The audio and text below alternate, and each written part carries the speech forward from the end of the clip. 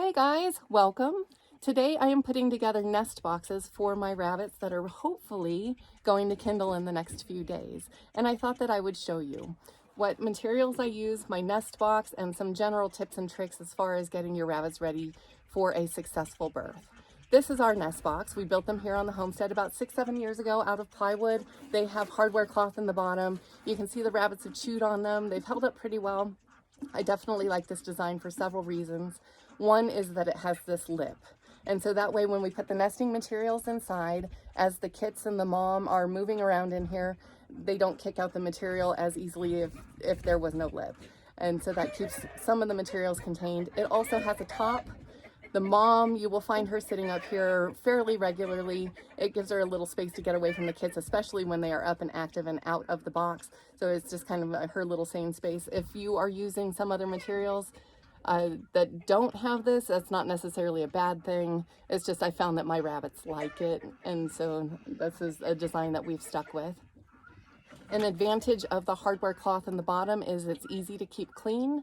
The rabbits, the kits, as they are contained in here for about the first week or two, you're going to want to change it out every 7 days because they will urinate and defecate in here.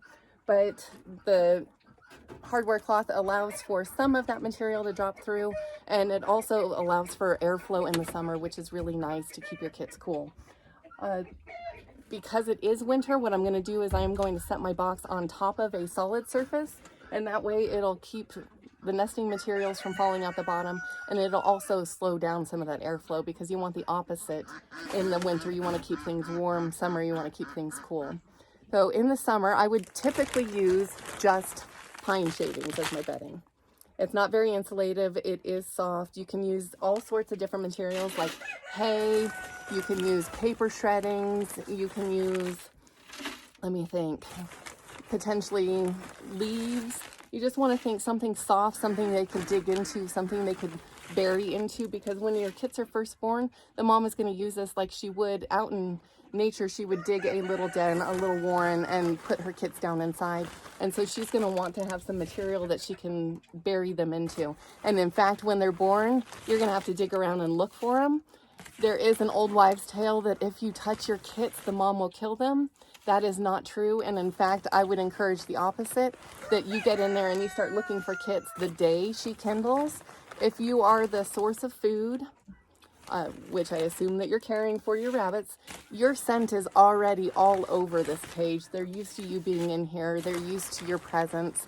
They're not going to kill their kids. And if they do, chances are really good it has nothing to do with you and your handling. You need to know that rabbits are very low on the predator-prey totem pole, and as a self-protectionary measure, oftentimes moms, either if they're spooked for whether it is a perceived or a real threat, oftentimes will kill the kits and leave them for dead in order to, I guess, protect themselves from whatever the threat may be.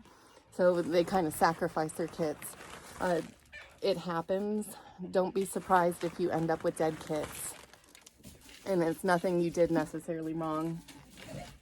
So here I'm putting in a base layer of these pine shavings. And then what I'm going to do is, like I said, I would normally use straw in the winter. If it were February, which right now it is not, I would definitely be sourcing some straw, because February here, where I'm at particularly, is our coldest month and it's pretty intense. So I would definitely provide straw at that point. Because I'm mid-January right now and our temperatures are a lot less extreme, hay is going to be just fine. So what I'm going to do is I'm going to provide her a small base layer. I am not building her nest for her.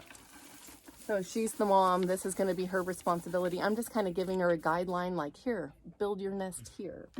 And so this is all I'm going to do. And then what I'm going to do is I'm going to slide this into the corner that she's in right now. This is not her potty corner. You also need to pay attention to that as you are putting your nest box in there, because rabbits, like cats, will choose a specific spot, and her preferred potty corner is over here, and I am aware of that. So I'm going to locate my nest away from that, because you do not want to give her any reason at all to use this as a toilet. That is also something you need to pay attention to when you check your kits. Check your kits regularly after they're born, but sometimes mom will urinate on them in order to cover their scent, and especially in the winter, if they are urinated on, they're going to get cold and wet and potentially die. So that's just something you want to pay attention to. You would think that rabbits would be really great at having babies, but they're really great at having them, not necessarily at keeping them alive per se.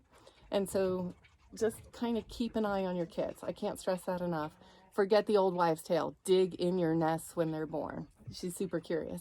So what I'm going to do is I'm going to move this back into that far corner.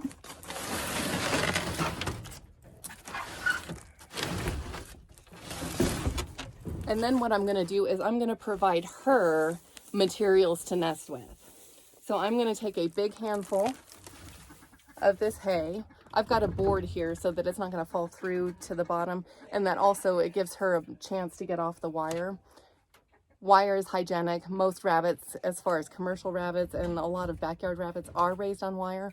It's not inhumane, and you can definitely do them some favors by giving them opportunities to get off the wire.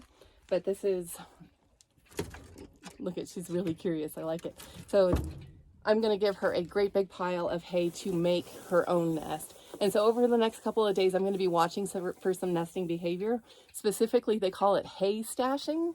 And it's called that because they go and collect, and I'm hoping she'll do it. Wouldn't that be fun? They collect this hay in their mouth, and it looks like a big hay mustache. So the fact that she is currently eating it rather than collecting it tells me that she's not quite at her nesting behaviors. And so I'll just keep an eye on her over the next couple days and keep encouraging her and adding more hay into here. But she should, and she may not do it up until the day that she kindles, but she should on her own start building her nest. And you will see, hang on this, whoop, they're going to start pulling their own fur. And that happens usually the day they kindle. Sometimes if they're overproductive and excited about having babies, they will start pulling fur early. It's not at all unusual for them to pull fur after they actually have the babies. If you happen to have a mom that does not pull fur, there are some things you can do. You want to use natural fibers. I happen to have a bunch of sheep's wool around. If you don't have that, use things like cotton balls. You don't want to use synthetic fibers because the mom will chew on them, and so will the kits in the nest. So just go for something natural, something that wouldn't hurt them if they do ingest it. Oh, okay. I think that's really all I have to share as far as nesting boxes go and rabbit kindling. Wish me luck, guys. I hope she has a great litter this year, and I shall keep you posted on her progress. If you haven't already, I have several other videos on raising meat rabbits. I have one on safely handling meat rabbits, and I have one on wooden hutches, because this is my preferred housing for my rabbits. There is different options. Don't get locked into the fact that I have hutches. If you're using wire cages or colony raising, all very viable ways to raise rabbits. This is just happens to be what I use, and it has worked for us over the last 8 years or so that we've been doing this.